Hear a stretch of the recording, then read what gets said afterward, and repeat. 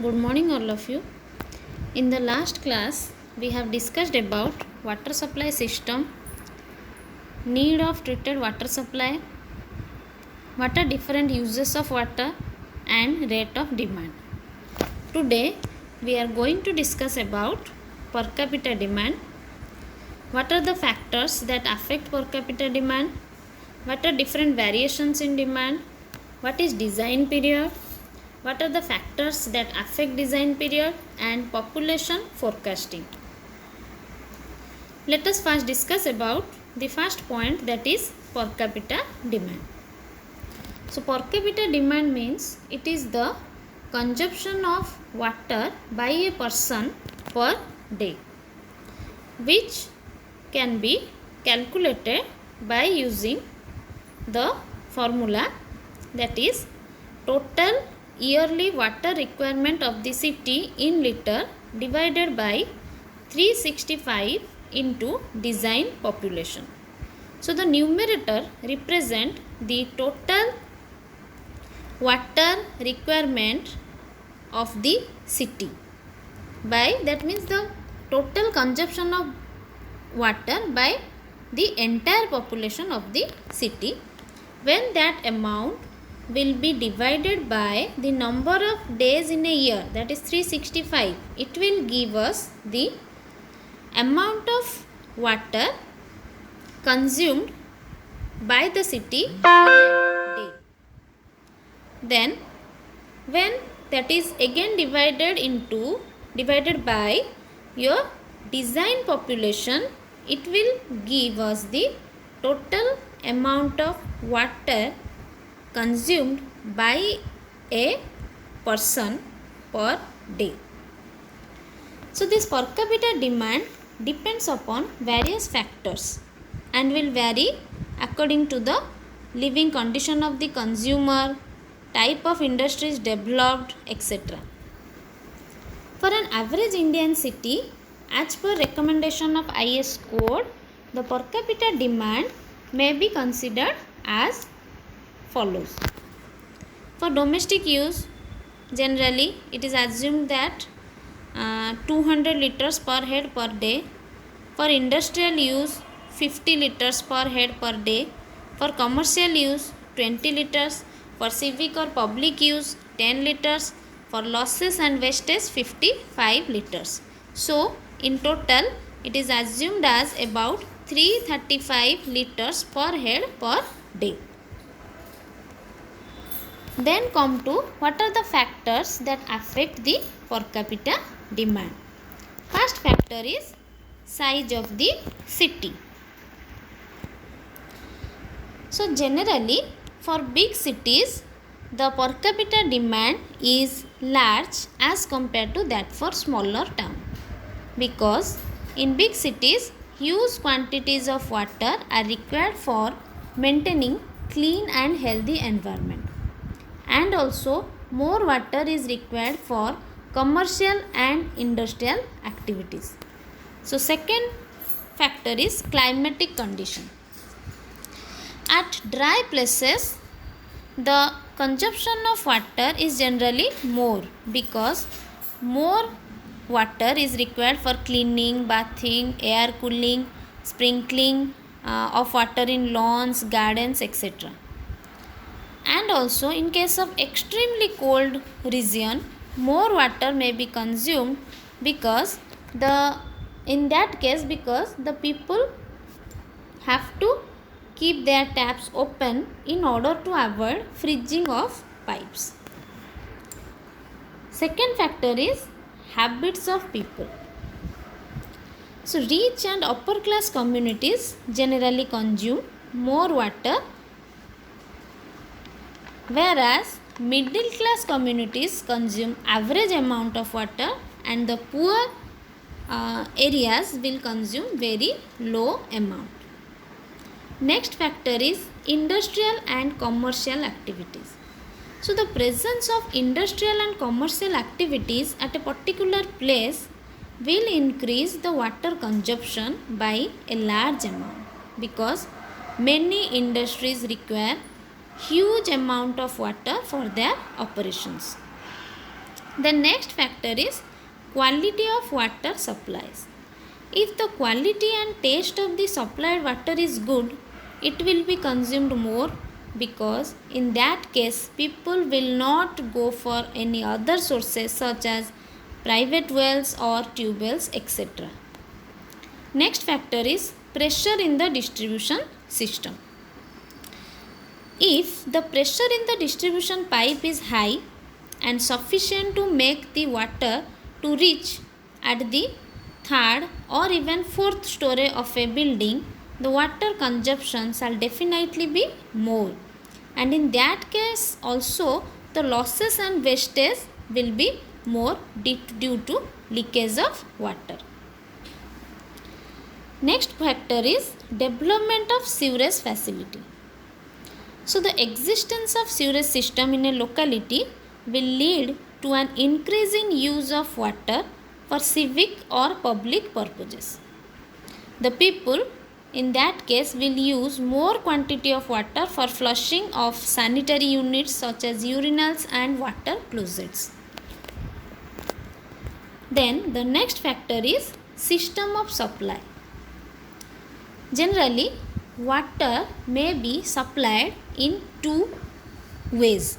First one is it may be continuous, that means it will supplied for 24 hours, and next one is intermittent, that means the water is supplied for peak periods during the morning and evening.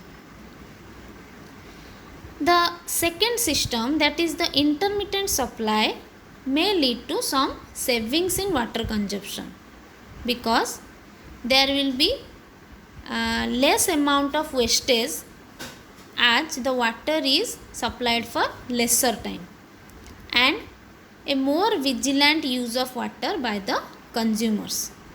But at many places this intermittent type of supply may not give much saving, because what happens during non-supply periods, the water taps are kept open by the consumer, and hence when the supply starts, the water flowing through the open taps, which result in wastage of water. And sometimes it also happens, there is a tendency of many people to throw away the water stored previously during the non-supply hours, and they again collect when the fresh water comes. So this also result in wastage of water. Next factor is cost of water. If the water rates will be high, then lesser quantity may be consumed by the people. Then the last factor is policy of metering and methods of charging. So water tax is generally charged in two different ways. The first method is on the basis of meter reading, and the second method is based upon certain fixed monthly flat rate. So in the second case, where there is certain fixed amount, people generally do not practice economy in the use of water, because they think that they have to pay only a fixed amount irrespective of the quantity of water used by them. But when the supplies are metered, people use only that much of water as much is required by them.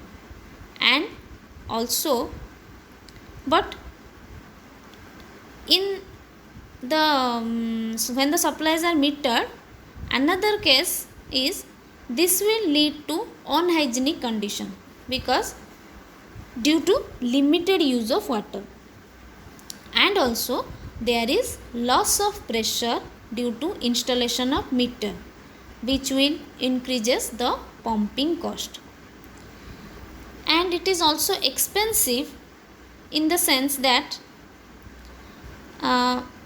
we have there is some expenses in order to buy, to install, to read and to maintain the meter. It is therefore necessary to work out the economics of metering and to balance the cost of meterage against the value of water conserved. So these are the different factors that affect rate of demand. Second point is, what are the variations in demand? Generally, there are wide variation in the use of water in different seasons, in different months of the year, in different days of the month, and even in different hours of the day. So as per that, the variation in rate of demand is divided into three types. First one is seasonal variation. Seasonal variation means, for example, in summer the water demand is maximum because people will use more water in bathing, cooling, lawn watering, street cleaning, etc. And this demand goes on reducing, and in rainy season it becomes minimum because less water will be used for cooling and there will be no lawn watering. Second type of variation is daily variation. So daily variation includes household and industrial activities. For example, the water consumption is generally more on Sundays and holidays as compared to the working days. Third type of variation is hourly variation. For example, the consumption in the early hours of morning is generally less and it increases sharply as the day advances, and it will reach at a peak value between 8 to 11 am and then it start decreasing up to 1 pm, and this value remains constant up to about 4 pm. Again, the consumption increases in the evening and reaching a peak value between 7 to 9 pm in the evening and finally falling to a low value in the late hours of night. So this is all about the variations in demand. Next come to what is design period. A water supply scheme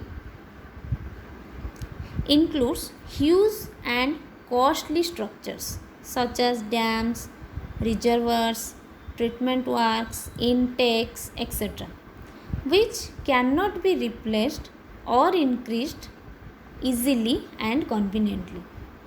For example, the distributing pipes which are laid underground and cannot be replaced or added easily without digging the road or disrupting the traffic.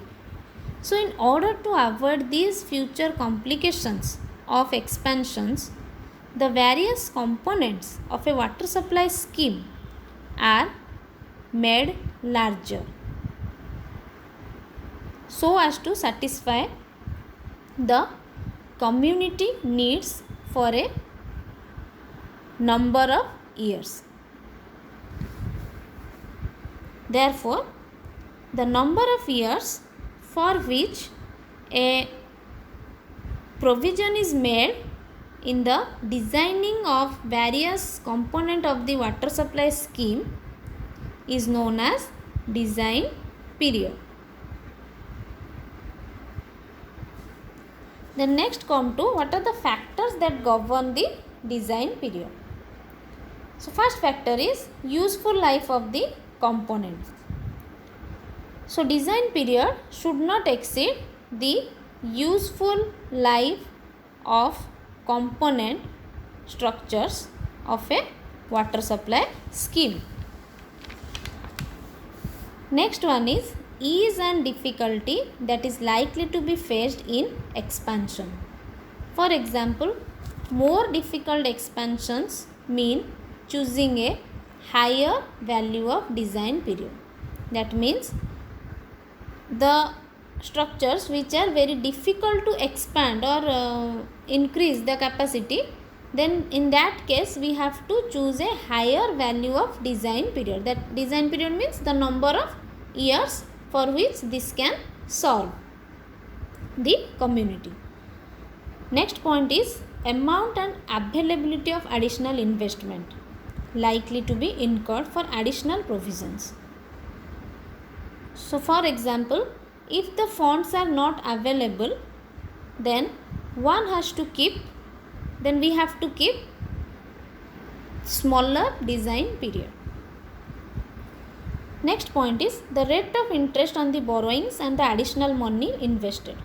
For example, if the interest rate is small, a higher value of design period may be adopted. Next point is anticipated rate of population growth, including possible shifts in communities, industries and commercial establishment. For example, if the rate of increase of population in a particular place is less, then a higher design period may be chosen. So these are the factors that govern the design period of different components of a water supply scheme. So this table shows design period in years for different components of water supply scheme. The first one is storage by dams. It is generally designed for a period of 50 years. Then intake works are designed for 30 years. Pump house for 30 years. Electric motor and pumps for 15 years. Water treatment units are designed for 15 years. Pipe connections 30 years. Distribution system 30 years. Then next come to population forecasting. So in the previous class, as we have discussed that for calculation of total requirement of water by a city per year depends upon two factors. First one is rate of demand or per capita demand. Second one is population. For example, if the population of a certain area is 1 lakh in 2020, but in the year 2020 it may rise up to 2 lakh. So in order to ensure a reliable water supply scheme even after 20 years, it is necessary to design the scheme for a population of 2 lakh and not for 1 lakh. But at the same time, it is also possible that the population of that particular area may not increase at all.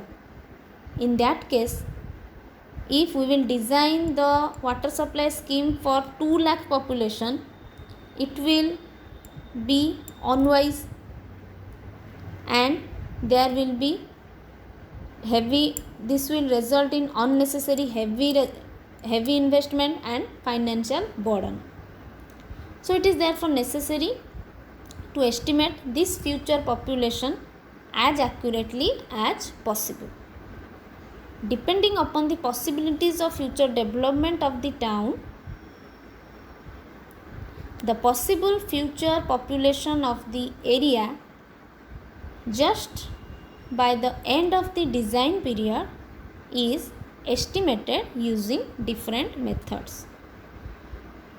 So there are different methods of population forecasting such as arithmetic increase method, geometric increase method, incremental increase method, decreasing rate of growth method, simple graphical method, comparative graphical method, master plan or zoning method, the ratio or correlation method and the logistic curve method. So this is all about for today's class. In the next class, we will study these methods in detail.